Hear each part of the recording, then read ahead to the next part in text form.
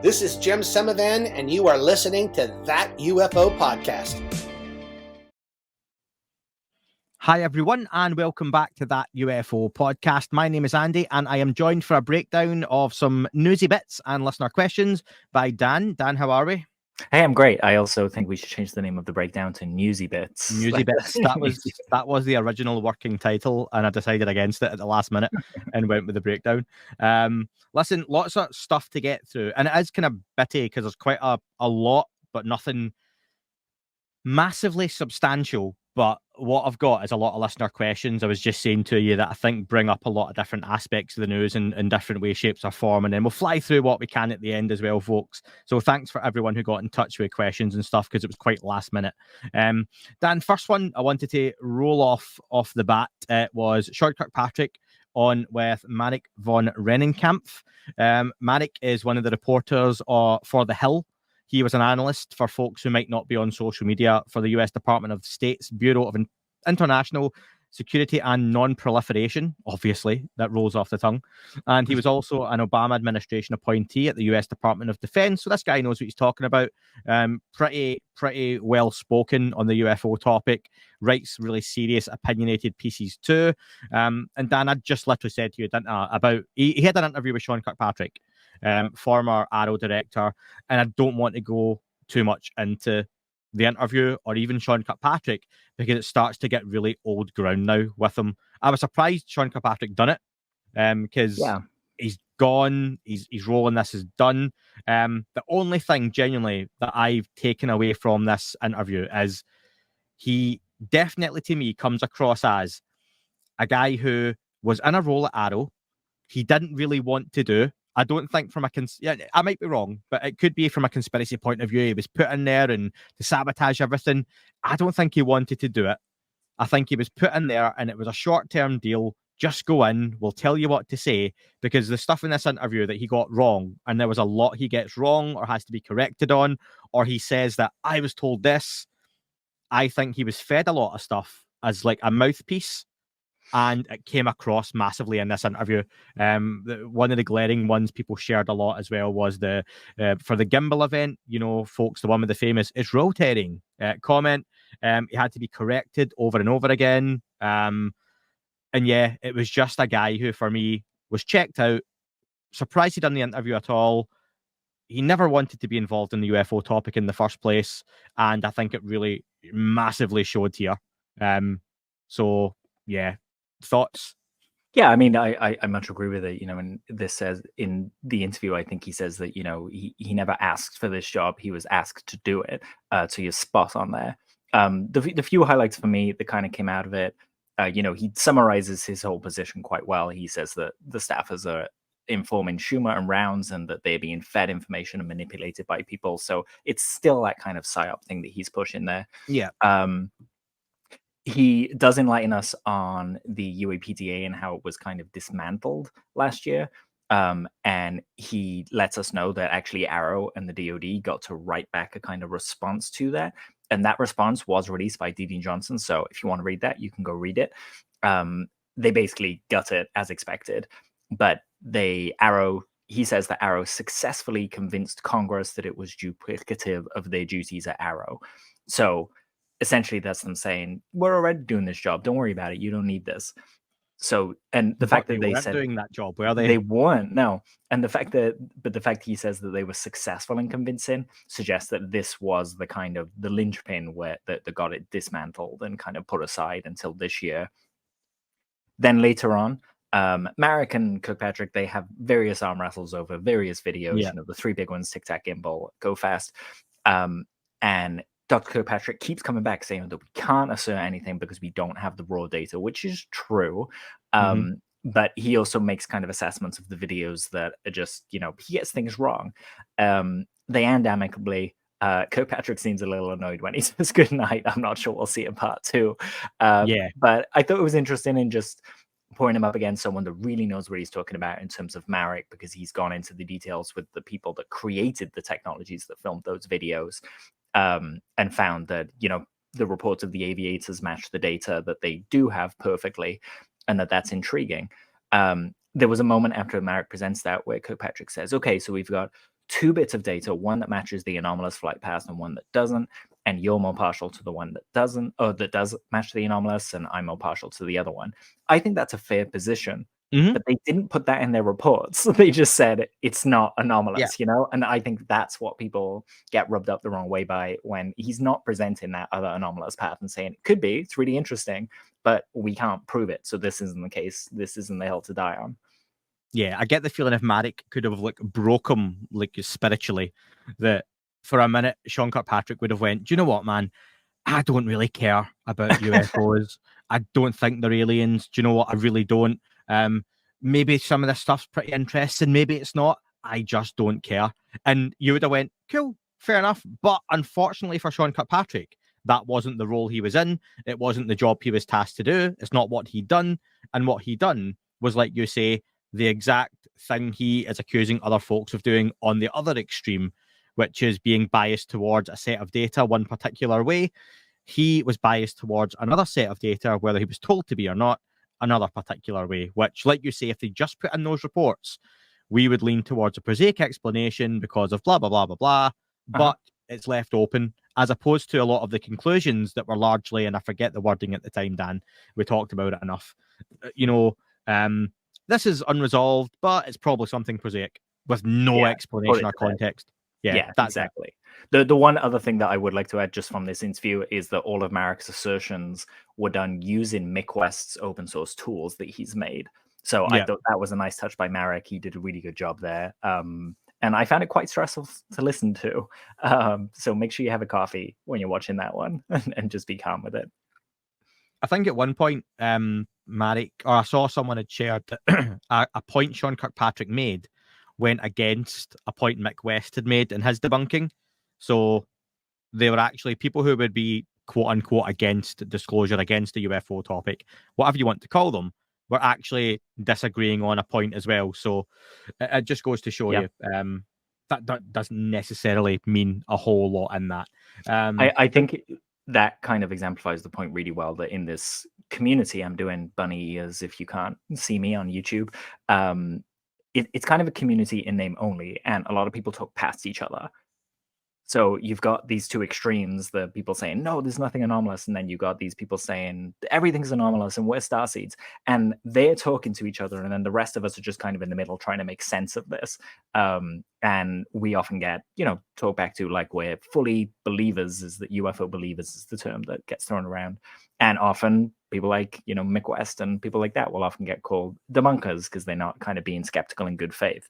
I think these people could do a lot to kind of just, calm down and stop talking to the extremes of the debate, talk to the middle of it. Yeah. No, that's totally fair. So Sean Kirkpatrick may have gone away permanently from the UFO topic now. Like you say, I can't see there being a part 2 to that interview, Dan, and I don't know how much more he's really got to add at this point even. Yeah. Something that hasn't gone away and refuses to die is the discussion around these Nazca mummies, the bodies. I thought you were going to say the MCU. No, the MCU is still it's not alive and well. It's still spluttering along. We'll see. But yeah, these resurrections, much like Robert Downey Jr.'s had, spoilers, folks. 2 new bodies were discovered in Peru. I say recovered, discovered, handed over. These are still objects that are being taken by grave robbers, essentially, and given to folks to have custody of. Almost definitely for money. That's probably, by the by at this point. These seem to be similar in size to the larger of the specimens discussed previously. That's the big one called Maria. I tend to think that looks quite like the Alien, Sigourney Weaver movie, Alien type beings. Oh, sure, yeah. Got that kind of big structure kind of to them. There was a short video published by the law firm representing the case at the moment, and it shows like 35 seconds of here are the bodies, here's what they look like. They look very, very similar. I don't think there's much to add at this moment. I asked William Gallison, who I had on the podcast, about them, what he thought. He said interesting, they're trying to get samples of them, and this only happened in the last kind of 48 to 72 hours, didn't it, Dan? So I don't think a whole lot's been done with these yet, and the folks who would be in the know haven't had a whole lot of chance to do anything except get custody of them.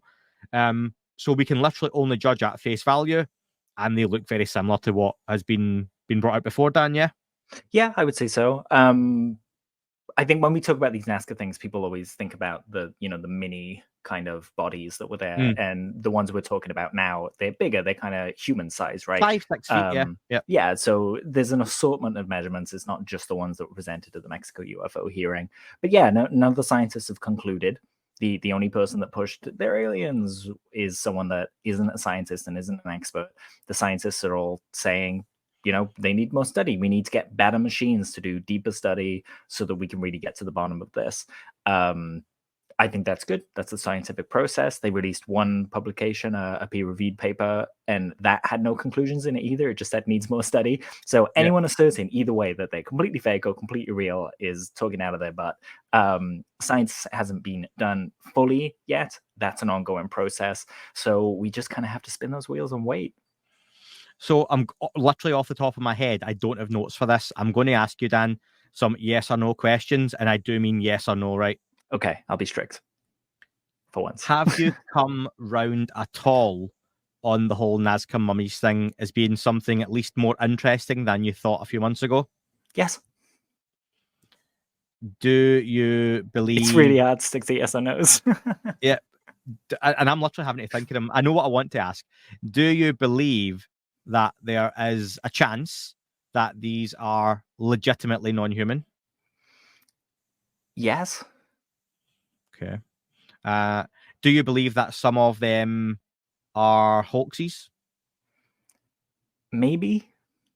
Didn't give Not you yes option, or no. okay. I know. Okay. I know. Do you think this will blow up again properly and hit the mainstream? Yes, but I've got a go on. You can expand. Go on. I'll let you expand on that one. If there's anything anomalous found, that's so it. Yeah. So either they just kind of fade away now into obscurity, or the science gets done and it becomes more and more robust, more and more institutions on board, and then it starts blowing up.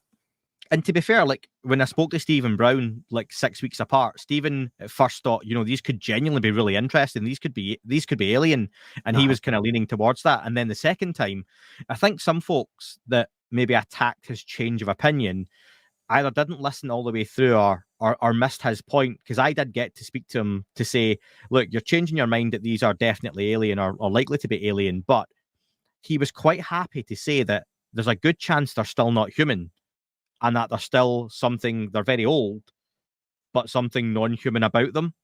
Yeah. And that could be hybridization, whatever it may be, which would still lead to the whole alien hypothesis. Yeah. And that term non-human as well, for me, when you asked me that question, there's a whole bunch of different things that tick that box. It's not just aliens, it's also human precursors. We're Homo sapien. If we're not that, then we can be other things. We have a whole lineage of those going way back, showing our development and where we came from along the the tree of life. So it's perfectly reasonable that they could be not Homo sapien. And Dan, I'm going to do a little bit of live research here, because I believe, sorry if I'm coming away from my microphone, folks, that a couple of hours ago, there were some smaller bodies recovered as well. Or maybe not. It was Gonzalo Chavez had put up, one of the bodies cited as supporters as an example of Latin American scientists allegedly failing in the past is the Atacama body, which Gary Nolan labeled as a human fetus based on team's analysis. The question now is, are Dr. Nolan and the rest of you Twitter aware a second similar body has been found, this time deep inside a cave in Monterrey, Mexico? Will Dr. Nolan's research stand the test of time after Ramon and his team get access and compare the new body to the Atacama body? So that little Atacama body that we probably know quite well from pictures from years ago. I don't know if you've seen this, Dan, but they have literally found what looks like another version of it. This one is curled up in a fetal position. So I don't know. So these little things are popping up, and maybe it only takes, again, like in a UFO sighting, one of them to be real, one to be genuine. Yeah. Truly anomalous, but it's going to take time for that work in science to get done. Yeah, absolutely. And we need to be okay with them studying these things and then saying, no, it's not. Because that's how we lessen the data pile. That's how we zero in on what we want, right? Yeah, 100%. Dan, on to some listener questions, which is going to bring up a few news items that I thought would be worth talking about. A different way of kind of getting into some of the stuff as well. So first up from Ben. Ben asks, what, if anything, do you know about the secret UFO/human origins documentary that is supposedly going to release soon? It was mentioned on the Down to Earth with Christian Harloff show. It's not the James Fox documentary. So for a while, there has been this second documentary mooted that isn't James Fox's The Program, which we know is probably coming out end of the year into next year at this point. So not a lot. Do you know much about it, Dan? No, I only know what has been public about it. You know, that there's one coming and it doesn't have a title, but everyone's kind of playing it up as if it's going to be this big thing. So it's just something that, you know, like the Spielberg movie that's called The Dish and stars Emily Blunt. That's new news.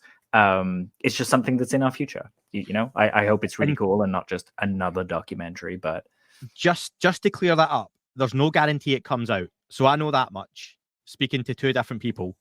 And that's not me being all coy. There's no guarantee a second documentary gets released.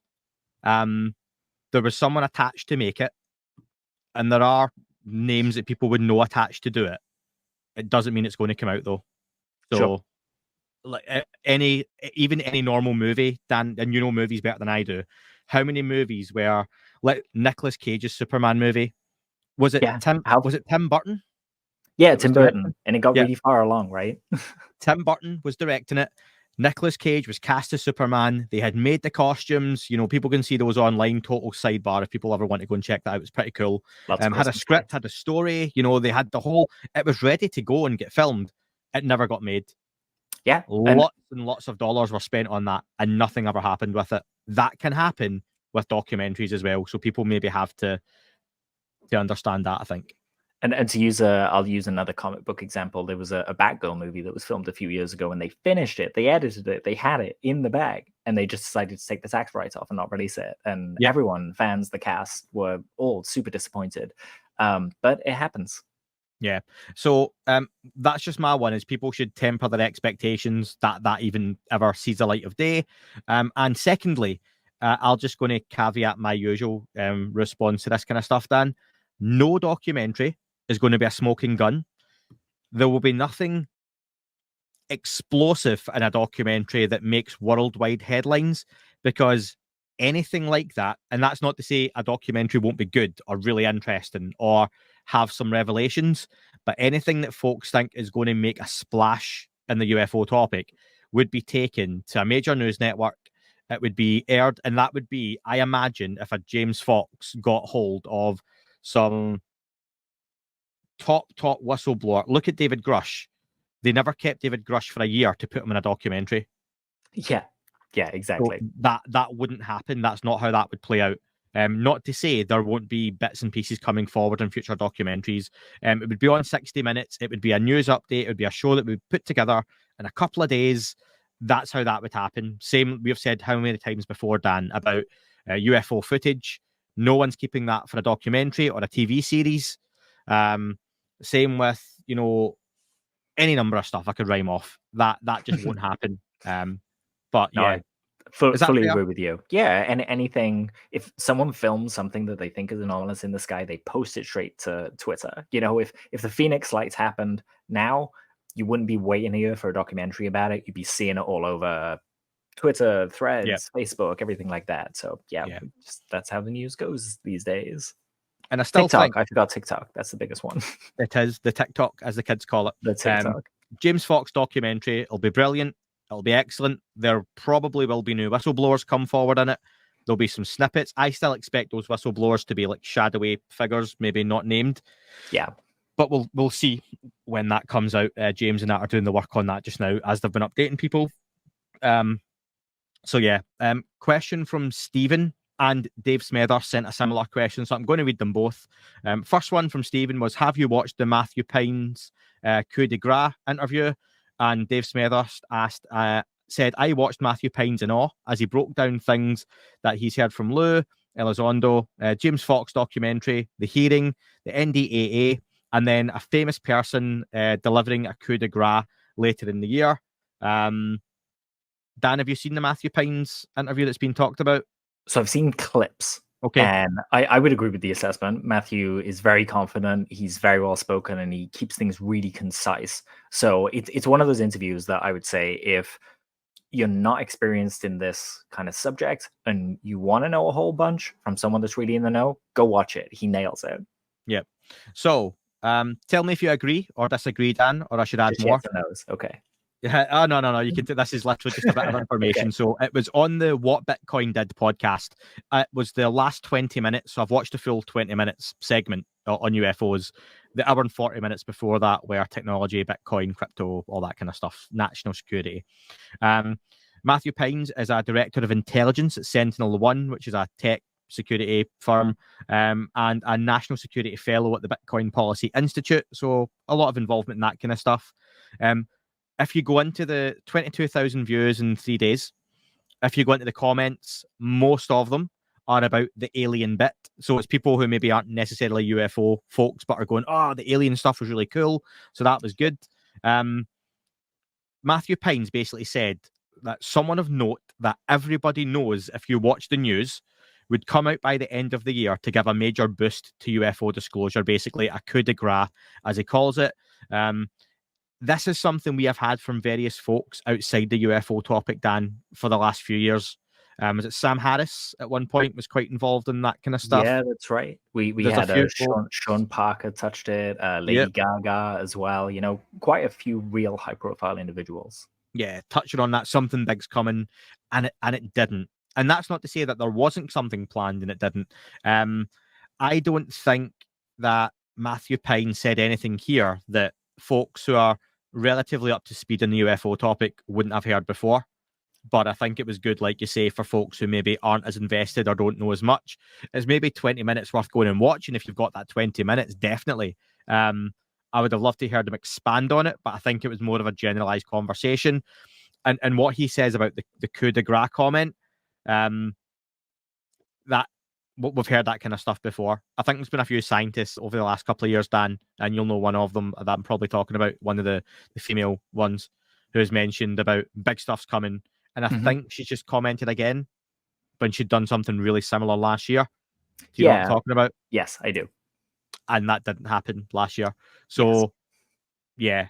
So always worth noting these kind of teasers, just so you can kind of understand how your sources kind of pass information. Because, you know, maybe they are being told something, but then, you know, Game of Telephone happens and they blow it up as something big because they're enthusiastic about it. It's not a bad thing. Yeah.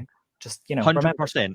I'm not saying, I'm not saying it's a lie. And that's what Dan says. It's more, they have been told something, but I don't think it's necessarily anything outside of that. And we're probably going to come to that, I think, in some of the other questions coming up as to why that might be. Some of what we've discussed before on the podcast. So thanks for that. I'm just thinking, as you were talking about it then, I was like, which high profile person that everybody knows would everyone just that was going to be one of the questions. Oh, really? We can do that. I'm thinking Tom Cruise. Like, because imagine no one would listen to him, right? So I'm thinking, okay, well, if not a movie star of that caliber, then who? Nah, it's when he said it's someone if you watch the news. So I reckon it's more of a his comment is it's someone if you watch the news you will know.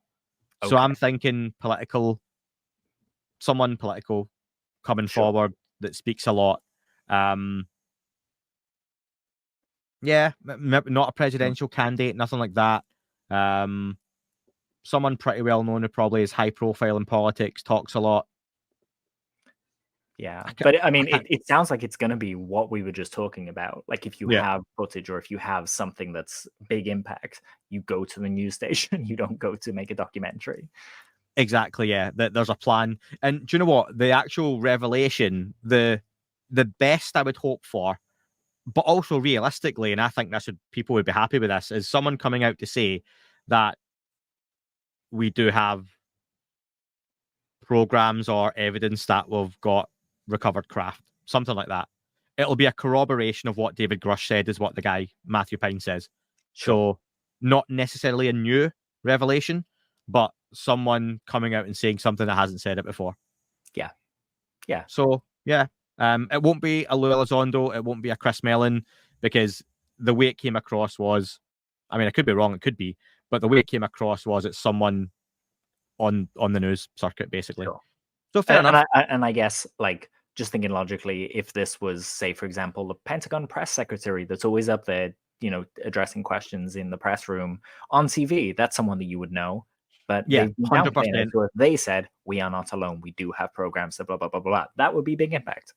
Yeah. It could even be something like they're standing up there and saying, in the past we've maybe downplayed the question, or we've not known, but new evidence has come to light and we believe there is something in this, and we're looking into it further.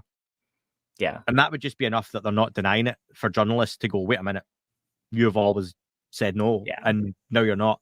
So could be something like that. We don't need someone telling us, this is ET and I've been hanging out with him for 50 years for it to be exciting, these small drip to drips.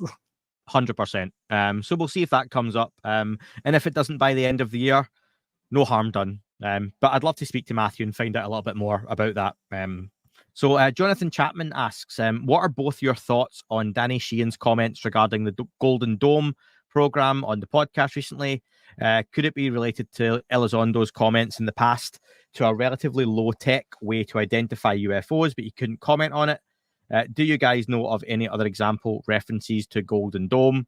The second part of that, Dan, you'll know, we said a while ago that the Lue Elizondo comment was about using lasers to detect UFOs. That was cleared up a while ago, Jonathan. So it's definitely not that. Dan, did you see this yet? Danny Sheehan's comments that he'd said? I did, yes. And a number of people I've seen have been digging into kind of what Golden Dome could be.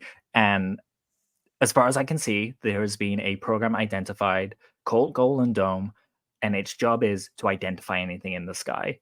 So for me, that tracks with what Danny's saying. Yes, it might not be just for UAP stuff, but if we're going to find UAP, we would do it via a project like that. Yeah. So if they're getting, 500 incursions a day from these interlopers, then Golden Dome is the way to track UAP. So I feel like that's kind of playing in. Hiding it in plain sight, Dan? Is that what you're saying there? Exactly, yeah. And we hear that over and over again, right? That people have day jobs and then they're just given this little bit of material to have a look at, or this little spectrum to analyze, and they don't know what it is, and then they give the work back and they never see it again. Yeah, you could imagine someone at a desk checking this like radar stuff all day or whatever it may be, and someone comes along, 12-star army general with a USB stick, and says, we're going to update your system and you're going to see this little side screen, and what you want to do every hour is report to us if something comes up on this little bit of software. Don't worry what it is, keep doing your normal job, but we're just going to track some stuff. And it could literally be that. Maybe they don't even need to talk to them. Maybe they just put in requests saying anything that fits this frequency, let us know what it is. And I imagine there's plenty of agencies that do that for completely prosaic things. We want to identify the Russian MiG jets, but it's in the same data, so they could get it out without saying anything about UFOs. It was LIGO, the gravity thing that we were talking about. Yeah. LIGO is the current one. LISA is the next one that'll be kind of planet-sized. It'll be between satellites that are in orbit, so that should get a lot more sensitive. And there was a research paper released last week where the authors were looking into... You'd retweet that, didn't you? Yeah, it was really interesting. They were basically saying, okay, let's just put aside whether they're real or not. We're not debating this. Could you track a warp bubble through gravity wave detection? And they found that, yes, you absolutely could, but only when the vehicle came in or out of the bubble, which is interesting because that tracks with what we've been told by Lue and other people that have spoken about this. So yeah, maybe some of these anomalous signatures we're seeing around Earth where, we have fast radio bursts and various other things that we just kind of say, yeah, they're momentary and they never repeat. So we don't know what they are. It's not something that's there forever. Maybe some of these things could be that. Yeah, 100%. And when I think of that, Dan, like you mentioned, those programs where it's someone's day job and it's an offshoot of it, three-body problem, especially the Chinese version, forget the Western one, and they've got this station set up and everyone working there is told it's looking for foreign technology and American satellites and stuff like that. And it turns out actually we're sending signals out into space to try and communicate with aliens. Okay, but they were doing this job that they thought they were doing one thing. Actually, they were tracking something totally different. So yeah. And that is 100% how they would run any kind of legacy program. core people would be the minimum amount of people would be in on the secret, and then you just bring in people like that as you needed them. Yeah. The worth noting, the New Paradigm Institute has put up a link where folks can now fill in to contact Congress to share their support for whistleblower protections. I'll put the link in the description for that, folks. Really simple looking form. And there's also an international link available for folks who maybe want to contact. I believe it goes to the UN.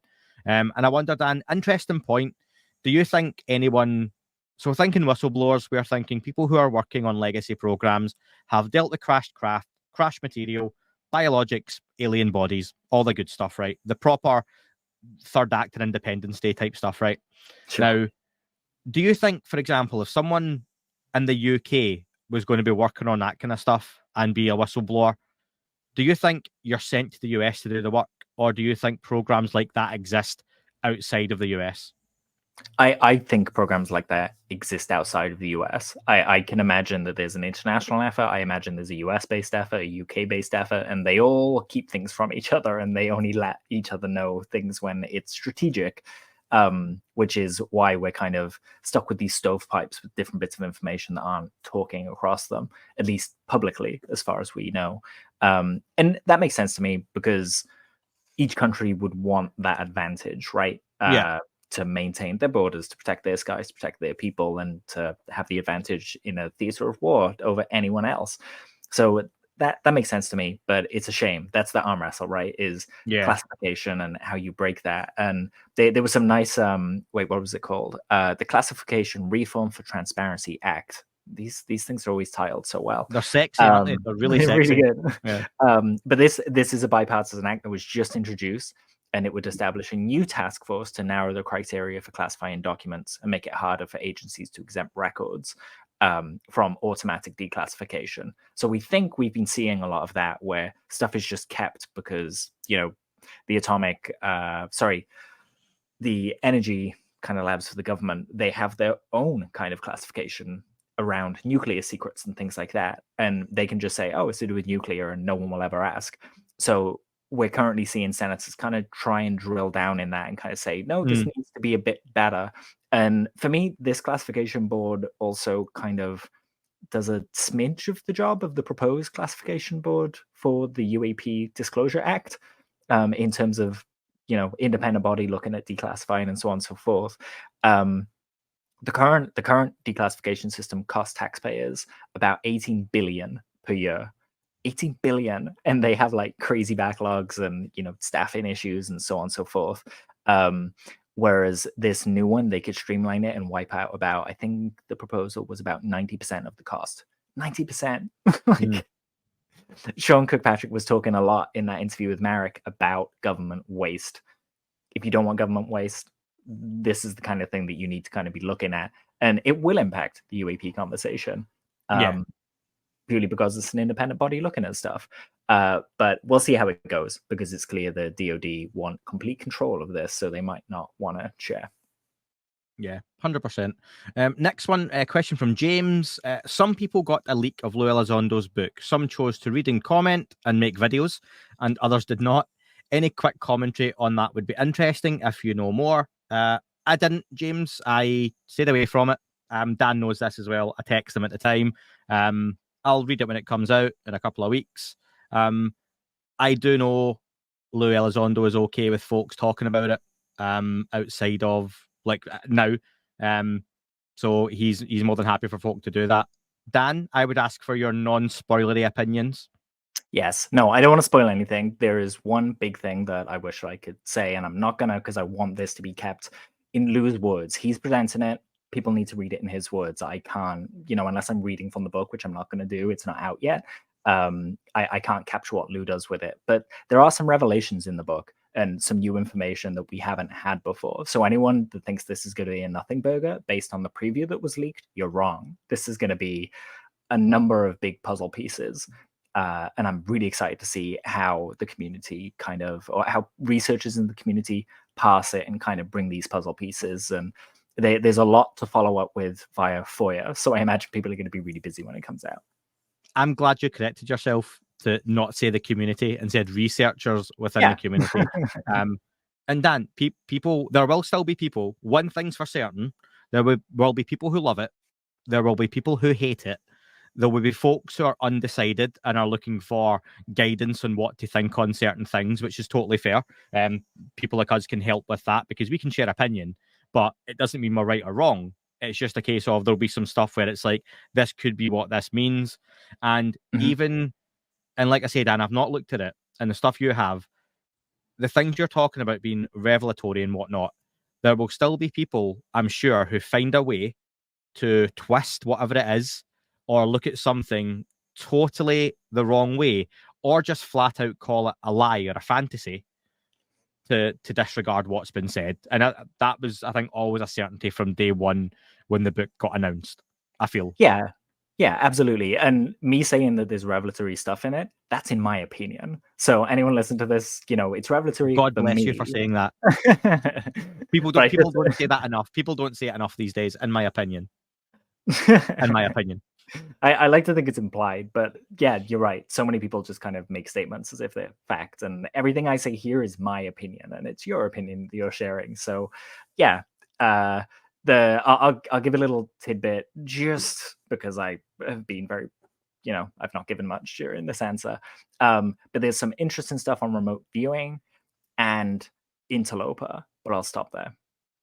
Cool. And it's only a couple of weeks left, folks, until it comes out. I think Lue's first podcast is it Talking Shop or something it's called?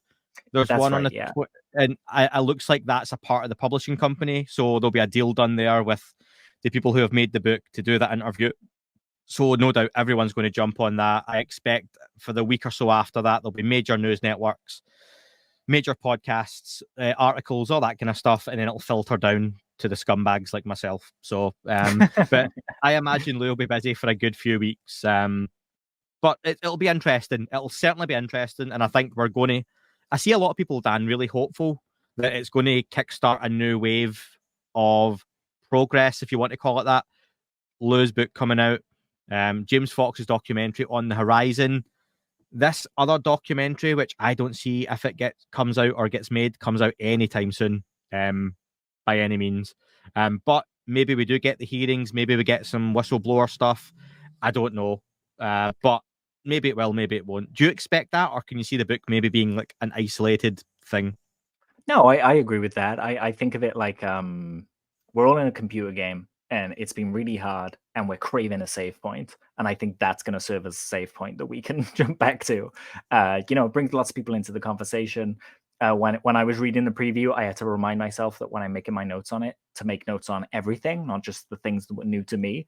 Because if we're talking about how it is for a new reader, then they're all going to be big kind of things that they haven't heard before, even the stuff that we've heard Lue talk about 500 times, Yes. So I fully expect it's going to be a great on-ramp for people, and it's going to get a lot of people talking. And hopefully a lot of Lue's talks are going to be like that event in New York we saw David Grush do, with just a whole room full of normies, just people, just random people that somehow had applied to get in a room with Grush and talk to him about it from all walks of life. I hope this is what comes for Lue, that he's able to talk to people one-to-one, and just not be caught up by the bureaucracy that's been going on. Yeah, 100%. Algo asks, of which UAP people that are in the know are you aware that have taken precautions to leave a written or recorded testimonial of their secrets in case they die from natural causes or not? Ross Coulthard said he done this, didn't he? Yeah, it's like a less of a testimonial and more like a dead man switch, that all of his information will just go out there if anything happens to him. I know I kind of don't want to say it because anyone that I know that has them and needs them, I don't want to tempt fate. Don't, because you'll get into trouble again. So yeah, I would say all the people you expect to have them. Common sense, I think, would apply to this. Yeah, that if people need to have them, or you would suspect someone of needing to have them, put it this way: I don't have one. Dan, I'm guessing you don't have one. So yeah. All my data goes to Elena, Okay. My partner, for anyone that doesn't know. But yeah, she has access to it. So there are some nifty things in there. Okay. So you're going to get people talking with that now. Yeah, I know, right? Midway. So I like this because this one gets you thinking, and it's not always sunshine, lollipops, and rainbows. Midway. Last July felt like a moment when perhaps it wasn't foolish to be open to this topic. With the benefit of hindsight, I feel rather stupid for being taken in. Now, all of these claims of Grush, Nell, and others sound to me, as they probably are, like nonsense and most likely disinformation and counterintelligence efforts for some unknown end that I can't waste any more time on. I'd like to hear your thoughts. Dan, do you want to take it first, or do you want me to? I've got a really specific quote for this that I'm looking for right now. So you go first. I'll go first then. Yeah. I just need to find it. Yeah. Listen, I can totally appreciate that. I will never tell anyone that they should or shouldn't jump on or off the topic at any given time. I know people joke constantly about, just when they're about to leave the topic and take a break from it, something happens and they come back in. But, one man's terrorist, another man's freedom fighter and all that stuff, depending what it is, they could leave, they could come back. For me, I think those are some pretty serious people to making the claims they have. But personally, for me, this is slightly not completely related, but it's still UFO related. I don't need what's happening now to have an interest in the UFO topic, which I know is different for everyone else out there that have got. Some people just love what's happening now and the progress that they see happening, or lack of progress at times in the US from a political point of view and in government. Other folks have no interest in that. People get in touch with me and don't care about Grush, Nell, Elizondo, Mellon, Kirkpatrick. They don't care because their interest is in the historic. Their interest is in their experiences, their own sightings. So all that stuff I can totally appreciate. So I'm probably in a nice place where, and it helps me with this, obviously, I like a lot of the topic and I can dip in and out of loads of different stuff. And that's not the same for everyone. But I can get how, when you're invested in something that's happening right now, it would be like watching a TV show as it happens and getting halfway through a series and deciding, I don't like the boys anymore because this changed in the story. I didn't want that to happen, and it's put me off the rest of it. And that can happen with real life as well. As opposed to something being there in full, you're probably, I think, more likely to just watch it in total once you're halfway through and committed. And this subject just isn't like that at all. So I can totally get why anyone would be frustrated. It can be a bit of a slog. Loads can happen at once. We've got the next big milestone right on our doorstep with Lue Elizondo's book coming out. That will feed the wolves for a couple of weeks or months, I'm sure, before the next thing does or doesn't happen. But yeah, that's where I'm at. So I can totally appreciate that. Dan? Yeah. So, okay. So the quote that I'm going to read is from Carl Sagan. He wrote it in The Demon Haunted World, and I feel like it's relevant here. And cannily relevant, actually, because I only took the screenshot yesterday. But it goes, one of the saddest lessons of history is this. If we've been bamboozled long enough, we tend to reject any evidence of the bamboozle. We're no longer interested in finding out the truth. The bamboozle has captured us. It's simply too painful to acknowledge, even to ourselves, that we've been taken. Once you give a charlatan power over you, you almost never get it back. I thought that was relevant. So my advice would be, don't take anything in this subject personally. I know that's difficult, especially if you're an experiencer. Don't make it part of your identity. Andy isn't just that UFO podcast host. You have a bajillion other things that you do. And I'm sure to some people out there, they would think of you as the UFO podcast host. But to me, you're, footballer, father, so on and so forth. Footballer, I love that. Sorry, but thanks. Starbucks drinker. Yeah, but but yeah, don't make it part of your personality to the point where it annoys people around you and things like that. Leave the plate spinning and keep an open mind both ways. Remember, it's okay to be wrong. It's okay to be right. We don't have to get blue in the face and scream at each other when we're talking about these things. But remember also that there's nothing wrong with being curious, and I would encourage it. It's why humanity is where they are, because we're standing on the shoulders of so many curious folk. Say I don't know. Be okay saying I don't know. But I understand the frustration when people are paying attention at this stage, because they are they're grappling with the reality of us not being alone, and our friends from out there being here. And people are craving that kind of, well, what does this mean? How does this change my day? Is tomorrow going to change? Do I need to get shopping? All those kind of questions. So emotions flare in this subject. And I would just say every time you feel that emotion flare, use that as a checkpoint to check in with yourself and just remember to try and keep a bit of balance. Nothing wrong being interested in everything from starseeds to Nazca mummies to absolutely everything, but just enjoy it. Remember, life is meant to be fun. And yeah, the more you're passionate and joyful about things, the better you'll communicate about them and take them on board. Yeah, I agree with that. And I've done a lot of that recently, looking back in some of the older stuff in the topic and trying to educate myself on stuff from the 60s, 70s, 80s, stuff that I wasn't aware of or only knew a surface level about. And I went, oh, that's quite interesting. Even listening back to a lot of older podcasts, a lot of the old Art Bell Coast to Coast archive, listening to early Tom DeLonge stuff, early Stephen Greer stuff, not even people I necessarily agree with now, and just listening going, oh, that was interesting. Yeah. So much of the conversation sounds relatively similar, but there are other aspects that have changed with time and everything like that as well. Yeah. So, and doing that as well, I bet there are so many little bits that you hear that you're like, oh, wait, this was repeated by this person and no one's made that connection before. And that's interesting. Yeah, 100%. Yeah, definitely. So, yeah, you won't be the only one, but hopefully you stick around for it. And if you don't and you dip back in, I'm sure when you come back, you'll look and go, wow, so much happened in that space of time that maybe we don't appreciate as it's happening and kind of we're going through it. Because life is fast. Speaking of life being fast, Dan, I've got about 10 minutes left. So we'll rattle through these last couple of questions. Sure. Some of them are pretty easy answers, pretty quick. Mikey said, Kamala or Trump for the next 4 years, whatever the view on the individual, who's more likely to be the disclosure president and why?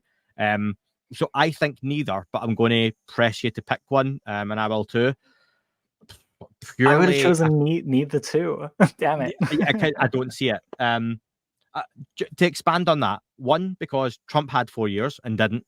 Kamala Harris, I don't see being that individual either. I get there's a whole thing about second-term presidencies and how they're different to the first, but I just don't see that Trump has that interest. He even done that whole tease interview with his son and mentioned, he's seen things or some interesting things, but I don't think he wants to go there for whatever reason. But yeah, are you the same, Dan? If I had to pick, I would pick Trump just as a standing on a stage and off the cuff, going off the teleprompter and going, well, aliens are real, but let's move past that. Maybe. Yeah, that would be how Trump would do it. I think Kamala would be overjoyed to announce it. She's spoken about science and space and things like that, and she lights up when she gets to talk about it. So I think she would be stoked if she got to announce this. Don't think she would, though. I think she would have the sensible kind of approach to go, nope, so an expert needs to present this, not a president. Trump, totally agree with you. And as an interesting side note, one of the possible vice presidential picks for Kamala Harris is Mark Kelly, who is an ex-astronaut. He was actually on the NASA panel, and he was quite disparaging towards the subject on the NASA panel. Yeah. But he was asked about the subject on CNN, and he says, if it doesn't jeopardize national security, we should share it. The anchor, Jake Tapper, it was, he kind of presses him for an answer, fiddles to the guy. And he says, traveling distances from other stars would take ages because we have tiny brains and we're not as smart as these other things. And Mark Kelly says, well, yeah, we've gone from plane to space flight in less than 100 years. Well, we'll be in 1,000, 10,000, 100,000 years, but I've seen no strong evidence. So that says to me that he's a little more neutral than he may be presented on the NASA panel. So I would lean towards the Democratic nominations being a bit more willing and happy to talk about this than Trump, who would, he totally dropped her off the cuff while being told, like, no, you said the quiet part out loud. Yeah, not that bit. Here's Johnny asks something very similar around, do you think that Trump's near-death experience will make him a little more open to the UAP topic and possibly become the disclosure president because of this? I would say no, and I reckon he's the type of guy who's more or less forgot about that.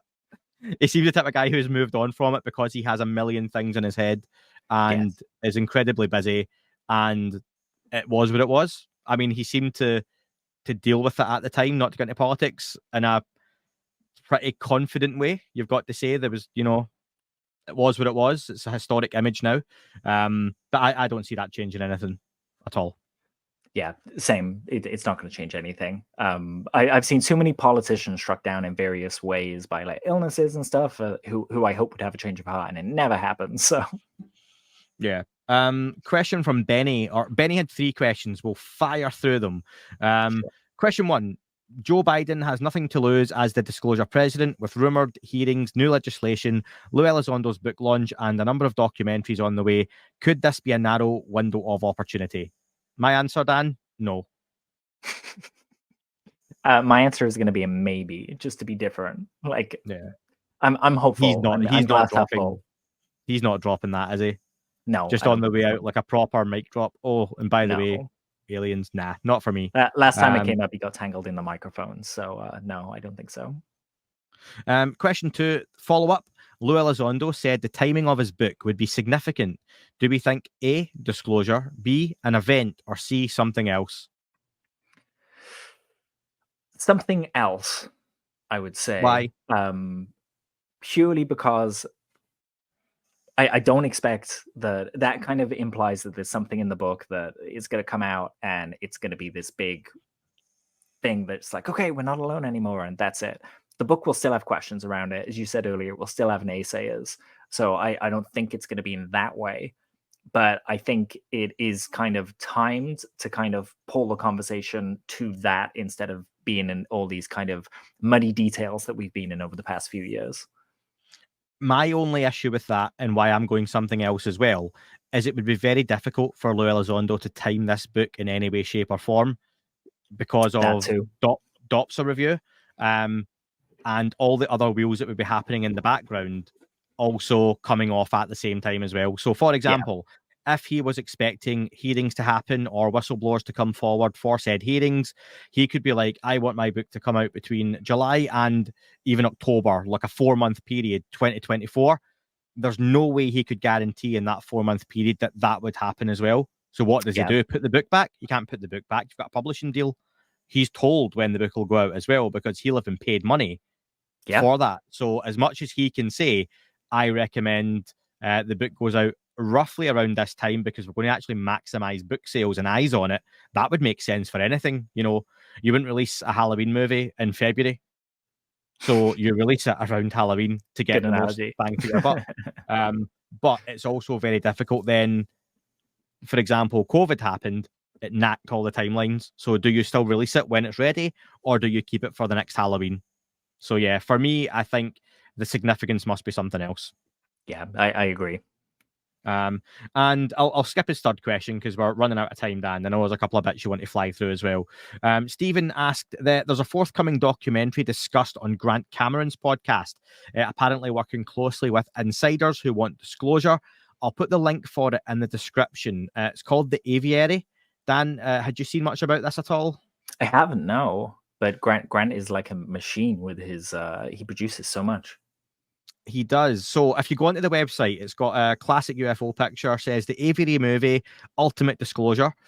Status, currently in production. A documentary, film directed and produced by Michael Facciolo. Co-producer Rhys Haynes and exec producer Grant Cameron. I imagine that's our Grant Cameron, not Grant Cameron, you know, that went down in the sub. Of James Cameron. James Cameron. Shit. Yeah, Uncle Love. There's got to be a James in Grant's family. It could be. They could be related. But very quickly, it says about a passionate UFO researcher uncovers tantalizing clues hinting at a vast government cover-up of ET encounters. Led by a cryptic invitation to a clandestine base in New Mexico, he gains access to a classified 44-page document detailing covert government involvement since Roswell 1947. Further investigations reveals the Aviary, a secretive group of individuals with bird code names holding insider knowledge with military intelligence. Through clandestine meetings, they exchange information on reverse-engineered alien tech, recovered bodies, and government complicity. With stakes escalating, he navigates a treacherous path of deception to uncover humanity's most guarded secret. So that seems... it says a documentary film, but is that... It sounds to me like fiction, right? Yeah, 100%. Yeah, that... Unless it's interlaced, like a bit of both, Maybe where it's recreations or with something. talking heads that pop up during it or something. I really don't know. I would shame I can't ask Grant about it. I just spoke to him obviously last week, and that's from Element 115 Productions. Yeah, Stephen. So didn't know too much about that. I'll put the link. Element 115 Productions, did you say? Yeah, It's yeah. never coming out. We're never going to see it. It's going to be buried in the forest. Yeah, it'll be there. It's there. The movie's there, but you're not getting to see it. But it's good. It's there. Only Jack had seen it. Yeah, that would be a great marketing campaign, wouldn't it? They've actually It would, made yeah. the best UFO documentary. You just can't see it yet. CIA came in and got it. But no, I never knew anything about that. Dan, we've got about a minute or so left before I have to fly. Do you want to fly through some stuff? Yeah, I'll just fly through. So David Grush popped his head up this week. He has sued the sheriff who gave out the information that he wasn't meant to for Ken Klippenstein's Intercept article, where it was an attempt at character assassination because of PTSD. Grush has actually followed up on his words, and he's sued that sheriff. So we'll see how that goes. Always interesting to remember that Ken Klippenstein, the FOIA wording is included in the lawsuit, and it's so specific, and it literally asks for specific things. So Ken was definitely tipped off as to what to look for. So that's interesting. 100%. We'll see how that goes. But I wanted to also just cover space finds, because there's been quite a few ones over the last 2 weeks. There was a rock on Mars that the rover accidentally ran over, and it turns out that rock had leopard spots on it. And NASA announced these leopard spots on a Martian rock are clues pointing to possibly the best signs of ancient microbial life we found yet on Mars. To know for sure, we need to study the rock in labs on Earth. So they're currently working on getting that rock back. That site was thought to be an old kind of ocean. So they expected to find stuff like that there, but they didn't expect it. When they did find it, they wouldn't look at it. It was a happy accident, which I think is really cool. This is how kind of science goes sometimes. 100%. So they're going to look and they're going to study that, and we'll find out whether we can confirm there was microbial life on Mars many moons ago.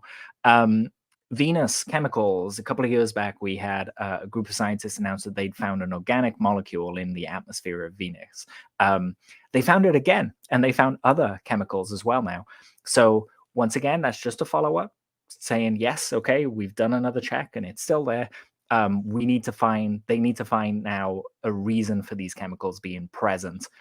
So more study is now needed, but it's snowballing. More money will come to them because they check. Really stupid question I'm going to ask, right?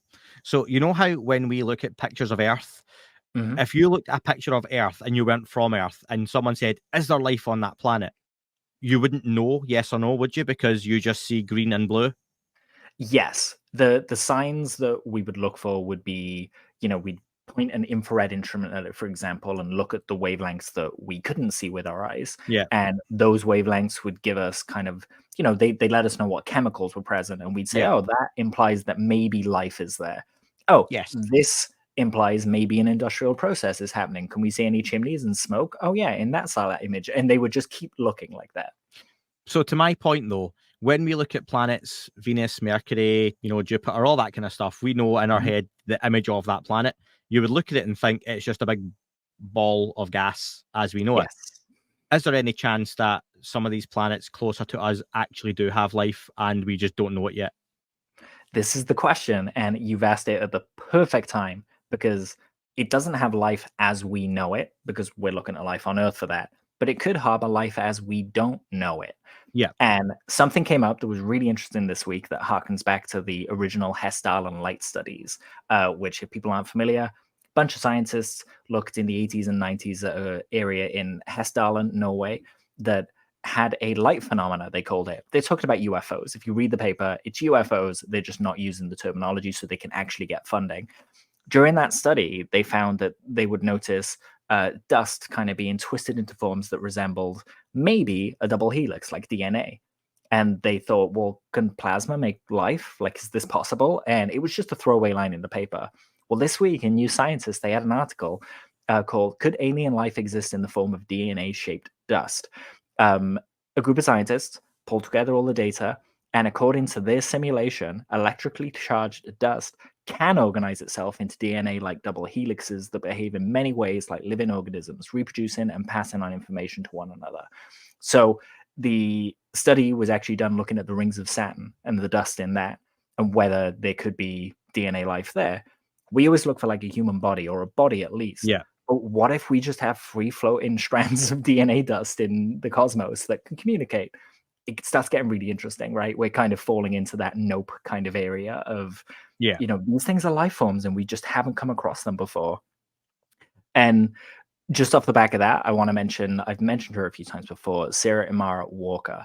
She is currently doing she's everywhere, and the work she's doing is on something called assembly theory, where she's come up with, her and Dr. Lee Cronin have come up with an idea of how you identify life, not based on the chemicals, but based on the complexity of the molecule. How long has this molecule been developing?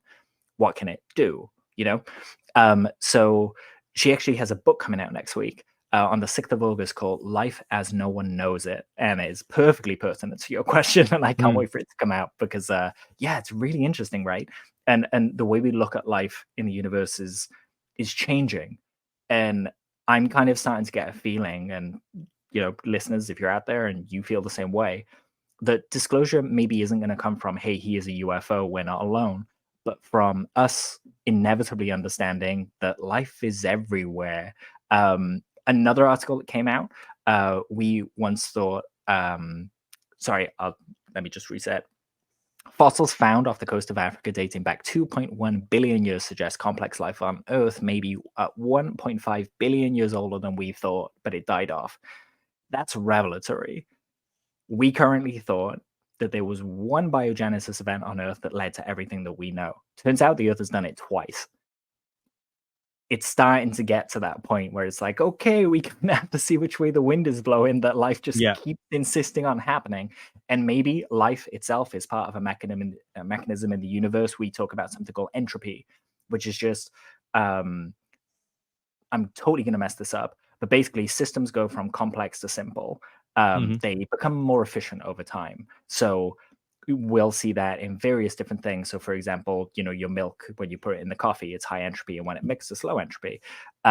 Whereas we could be a part of entropy. So imagine, I'm just going to read this great little statement that I found.